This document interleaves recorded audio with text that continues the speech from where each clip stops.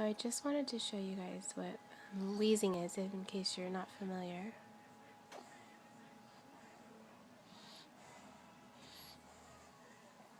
Kind of a whistle, and if you look at his belly,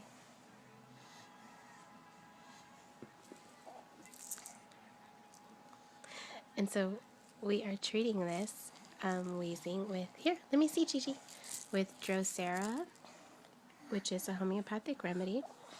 You twist the cap. Mama. Want me to rub you? You twist the cap, and then, without touching it, good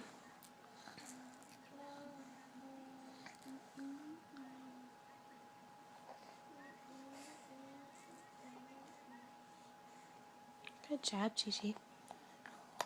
Thank you. Okay, so the remedy is on the outside of each pellet, so you don't touch it. You just put them directly in your mouth like Gigi's doing.